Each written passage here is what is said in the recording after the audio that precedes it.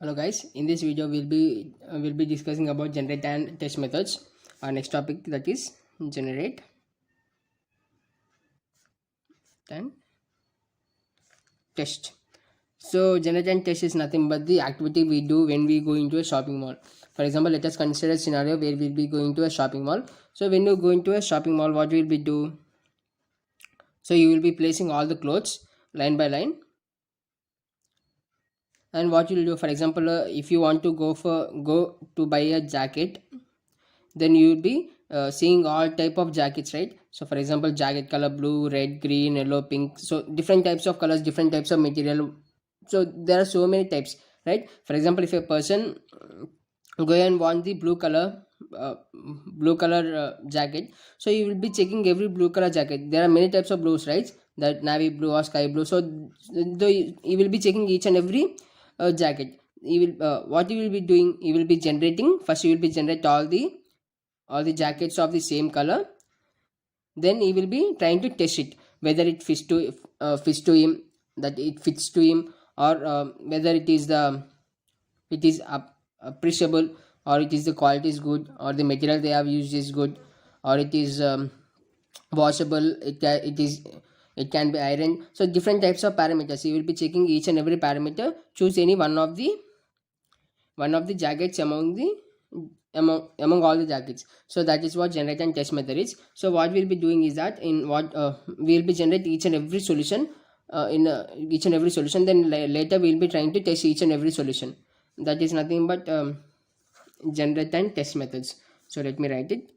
So generate and test search algorithm is a very simple algorithm,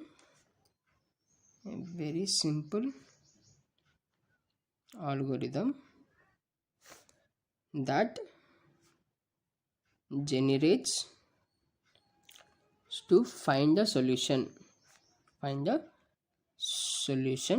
So after the finding the solution, we have to see whether the solution is our, we have to find the whether it is the solution or not by testing it. So is this solution, if done systematically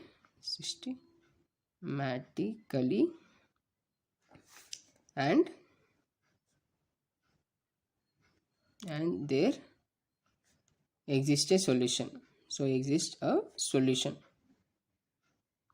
So what is the definition saying that we have to, it is a very simple algorithm. So what will happen to if you go and generating each and every solution? So order of the time complexity will be, or the order of n, the testing complexity will depends upon the parameters we are using. So it is a very simple algorithm, right? So that generates to find a solution, so which is helps to find us a solution, which done systematically. Then what we'll have to do, if we generate all the solutions, so we'll be going on testing the each and every solution to get the accurate one. So what we'll be doing is that, so in this technique, all the solutions are generated and then tested for the best solutions, so that the best solution is checked for all possible generated solutions. So group of all the solutions, we will be testing each and every solution to pick the best one. So after that, what we'll be doing, so we'll be placing that it is complete, it is following the properties of generate and test methods or not. So that is if it is complete or non-redundant or informedness. So we'll be discussing each and every step now. So I hope you understand the definition of generate and test methods. So nothing but it's a very simple algorithm which generates to find the solution. If done systematically, there exists a solution. So what I'm saying, so in this technique, all the solutions are generated and tested for a best solution. So that is the scenario which is happening in the shopping mall, right? For example, consider a scenario when you go into a market. So to pick in a group of tomatoes, you will be picking the best tomatoes, right, among the group of tomatoes. So that is also one of the generate and test methods. So there are many life examples, real life applications of generate and test. So for the best solution, we have to generate and test for every best solution. So it ensures that the best solutions since is checked. Again, the best solution has to be checked for all from all possible generated solutions.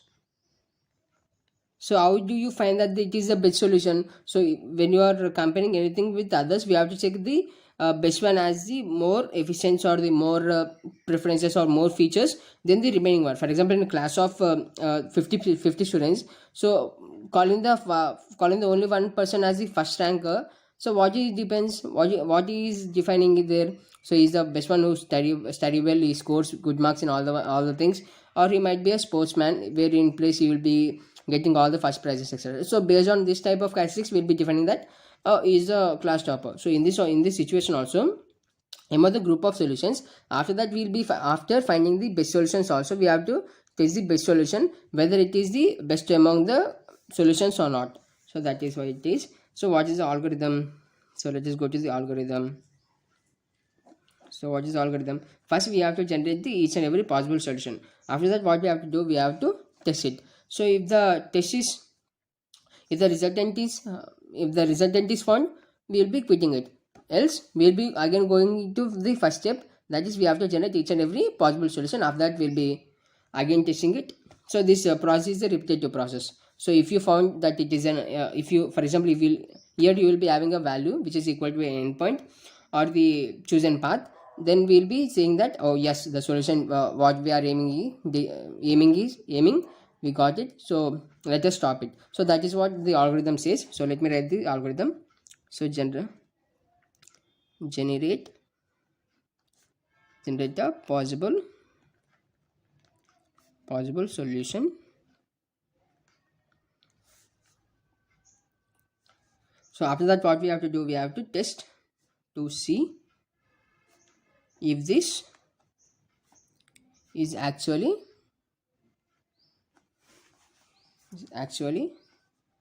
a solution by comparing the chosen point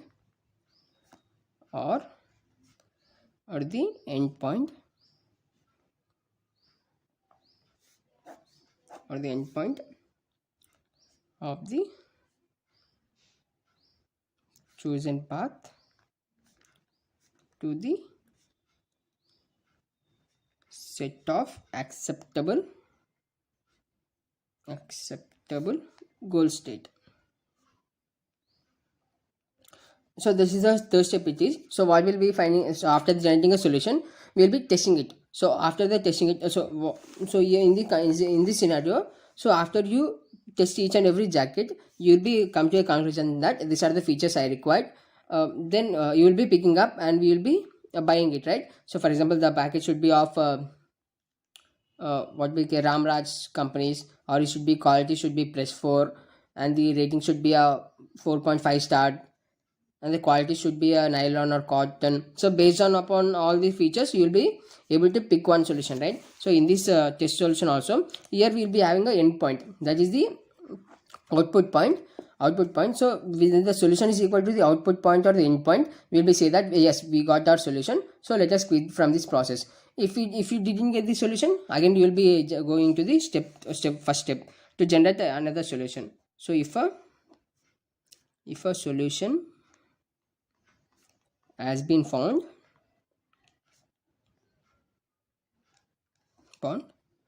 quit. Otherwise, return to step 1. So after, if a solution is fine, we have to quit. Otherwise we have to go to the step 1. Again we have to repeat this process. This is a recursive process. So let me draw the flow chart. Hope you understand the algorithm. So flow chart. So what is the flow chart will be? So the first one is the generate a possible possible solution. So after the generating a possible solution, we have to test the solution. Test the solution with endpoint. Sorry. After that, what we have to do, if solution is found, it's a conditional statement. If solution is found, if yes, we have to print the solution.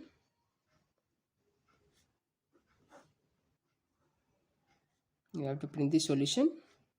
Later we have to quit. If we didn't find a solution, what we have to do, we have to reach the first step again. So no, and here it is. So what's the flow chart? If generate a possible solution, we have to generate a single possible solution. Then later we have to test the solution with the endpoint, that is the required value. So if they are two equal, so the solution is found. If the solution is found, then print the solution and quit it. If the solution is not found, again generate the solution and test it again if the solution is found. And this is a repetitive process. This is a flowchart. So let me write some bullet points of the generate and test methods. So after analyzing the flowchart and the algorithm, just compare with any of the graphs, breadth first search or depth first search. So which graph does it belongs to?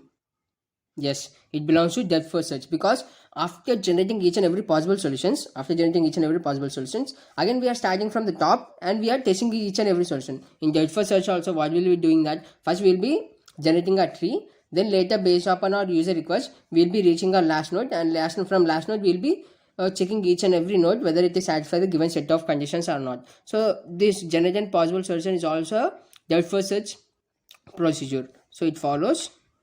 So it is a depth first search procedure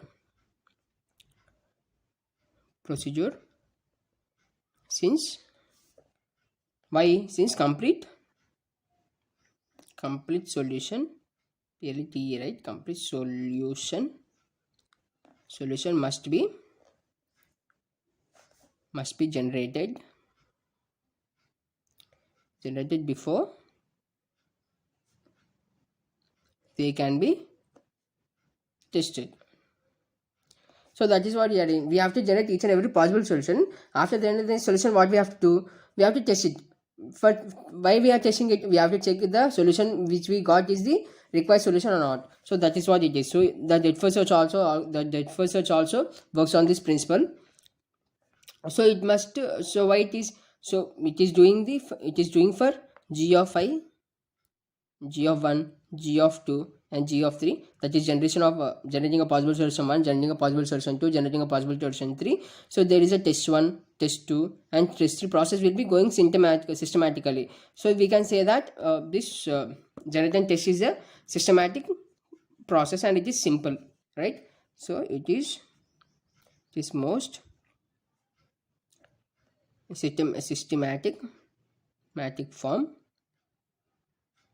and it is very simple, right? It is a very simple problem, right? It takes only order of how many number of possible solutions you will be going on. The order of time compressed will be also increased. That if for example, if they generate 5 solutions, the order of time will be order of the time compressed will be order of 5. For the testing, it depends upon the parameters they are using. So that is what it is. So it operates by generating solutions randomly. So the solutions will be generating randomly because we are generating a possible solution, right? So for every possible solution, we'll be testing it to have a better solution. So after bringing the better solution, we have to pick the best one for our analysis. So that is what it operates. It operates by generating a solution randomly. So that's all about generate and test. So let us discuss about the properties of generate, rate and test. So what are the properties of generate and test? So from the above analysis you can say that, so for every solution we have deriving it, so it is a complete. So one of the property is complete. So after that we are doing the process for the previous already completed solutions, no, right? So that's why there is no redundancy. And also what we are doing, so for every solution we are doing the testing process, so it is also informative. So in case generate and test method is always informative. If you are using uninformative search algorithm, so what will happen is that the time complexity will be increases. For example, if you want to do a task if you want to do a task for the 10 students, in informed search it might take around 30 minutes. Coming to the uninformed search, it might take about 2 or 3 days. So that is why generate and test method is always, it is informative. So what are the properties? First one is it is complete. So it is complete because we are testing it for each and every generated solution and we are testing it, so that's why it is complete. And what is second one? It is non-redundant. Why it is non-redundant? Because after when we tested the solution S1, after that solution, we thought the solution S1 is not the better solution, then later we have tested the S2, then later S3. Do we go to the S1 again? No, right? So that's why it is non-redundant. So previous generated solutions will be not testing, that is why we'll be reducing redundancy. So that's why it is non-redundancy. And the last properties of generate and test is that is informed. It is informed. Why it is informed? Because we are generating a different types of solutions and randomly we are testing on it. So that's why it is informed. For example, if you take an uninformed search, it might take more time complexity. So that's why generate and test method is always informative. So let me recap what we have learned so far. So in generate and test method, I have explained with a basic example in shopping mall. So after that, we have seen the definition of generate and test methods. Generate and test method is always a very simple algorithm. It generates to find a solution. After the solution is found, we'll be testing it them systematically. So in this technique, all the solutions are generated and tested for a better solution. So then later we have seen the example of algorithm of generate and test. After that, we have seen the flow chart. In flow chart, when a solution is generated, after we have to test the solution. So if the solution is equal to the solution we are finding, that is to the endpoint, if it is, then print the solution, then quit, or else then go to the first step, that is generate a possible solution. So then later we have discussed that after the analysis we have said that it also follows depth first search algorithm, and it is more systematic form, and it is very simple in nature, that it takes only order of n seconds and n time complexity. So it operates by generating solutions randomly. So solutions it might take randomly because we don't know which one has to pick. For example, in a group of 50 members, choosing a boy or a girl, it should be randomly, right? So that is probability will be 1/2. So we don't know which one should be picked up on. So later we have discussed with the properties of generate and test. So properties of generate and test, the first one is the complete, because we are doing for every solution S of n, S of 2, S of 3 with the T1, T2, T3, right?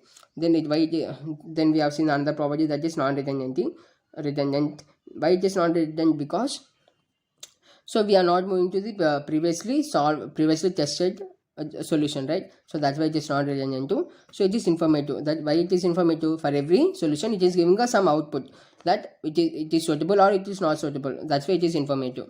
So that's all about in this video. Hope you understand what I told now, that is generate and test methods. So in exam, if they ask about generate and test methods, just try to write all the things, all the points, and write the algorithm along with the flow chart and with some analysis, and also write the properties in a brief description. That's it. That's all it will be. It will be fine. That's all in this video. Thank you.